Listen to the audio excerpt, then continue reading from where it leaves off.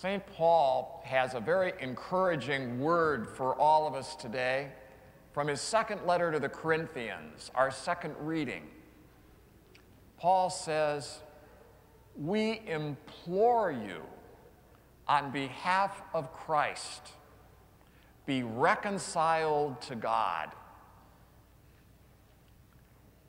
What a wonderful invitation. We implore you on behalf of Christ, be reconciled to God. And the season of Lent gives us many opportunities to accept that invitation and do it. On Wednesday evening, February the 20th, in every parish in the 8 counties of our Diocese of Cleveland, all of us priests were in our confessionals and reconciliation rooms from 5 o'clock until 8 o'clock in the evening. Now, I must tell you, I didn't know whether this was going to work very well or not. So when I came over to church, I brought with me a lot of reading material, knowing I was going to be there for 3 hours. Well, I came into this church a little before 5 o'clock, and to my happy surprise, there were people lined up already as I entered my reconciliation room. The last person came for confession at 8:45 p.m. I had heard confessions non-stop for 3 hours and 45 minutes. I did not even have time between people who came to say an Our Father or a Hail Mary. What a happy, graced experience right here. And I know that other priests have told me they've had similar experiences in their parishes. We implore you, on behalf of Christ, be reconciled to God. This very evening, March the 10th, at 7 o'clock p.m., we are hosting our cluster communal penance service right here at St. Joseph's. There'll be 12 priests that will be here to hear individual confessions and offer absolution. As you look around the church today, you can see the reconciliation stations in the stained glass window areas and the 2 reconciliation rooms. And if you'd like, you're welcome after Mass to go take a peek to see who exactly is going to be here and where they're going to be located. I encourage you, if you've not already celebrated the sacrament of penance, the sacrament of reconciliation, the sacrament of confession, 3 names for the same sacrament, tonight at 7 o'clock right here would be a great opportunity to do that. And throughout the year, I hear confessions every Saturday morning from 11 o'clock until 12 o'clock noon, and every Thursday evening following the 7 o'clock p.m. Mass until 8:30 p.m. right here. So listen to St. Paul's invitation to all of us. We implore you, on behalf of Christ, be reconciled to God. Now, what kind of a God is St. Paul inviting us to be reconciled with? Well, that answer comes from today's gospel. A story that Jesus told that is perhaps the most beautiful story in all of literature. And we call it the story of the prodigal son. Now, the word prodigal, more than likely, that's the only place we actually say that word, the prodigal son.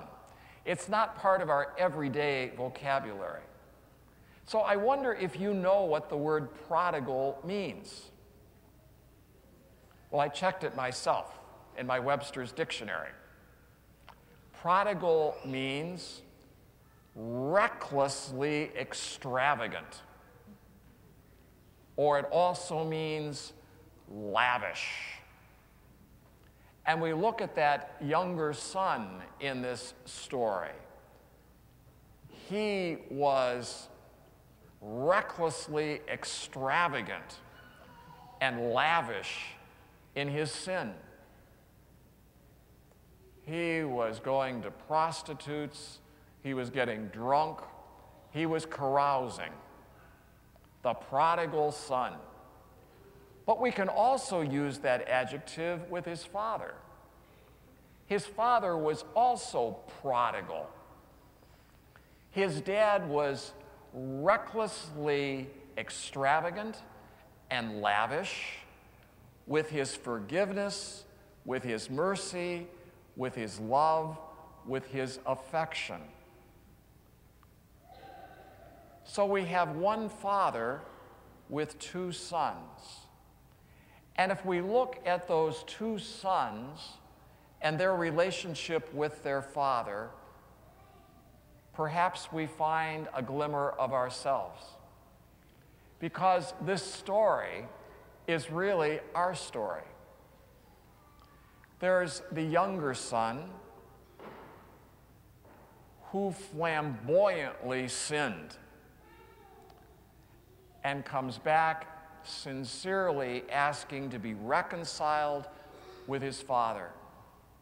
And the father, who is watching for him to come home, then throws a lavish party to celebrate his homecoming.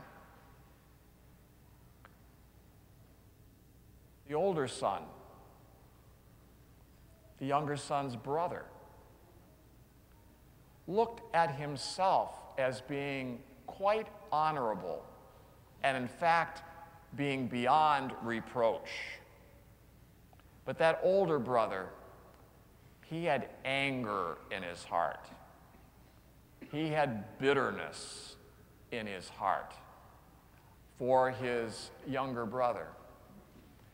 And notice that same father that was watching for younger son to come home comes out of the party to his older son to invite him to come in.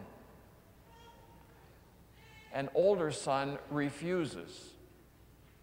He would rather stay outside and brood over his resentments.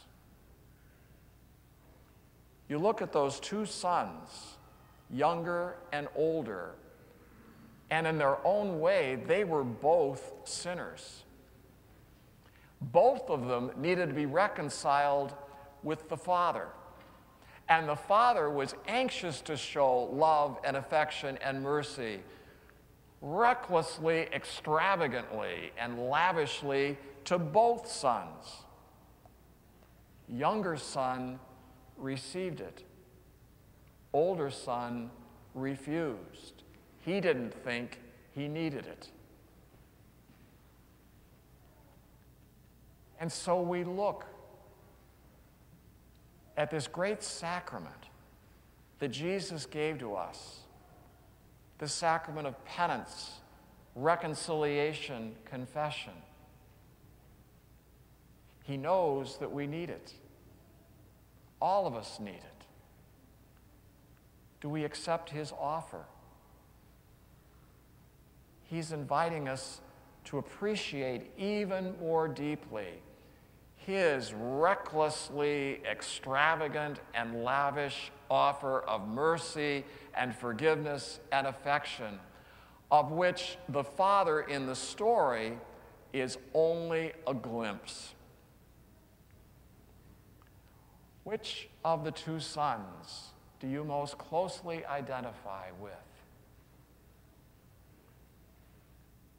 Jesus gave us this story to show how recklessly extravagant and lavish is God's love for all of us prodigals. And so once again, receive into your heart the invitation of St. Paul Celebrate this great sacrament of penance during Lent if you've not done so already. But take to heart this warm invitation from Paul when he says, we implore you, I love that, we implore you on behalf of Christ, be reconciled to God.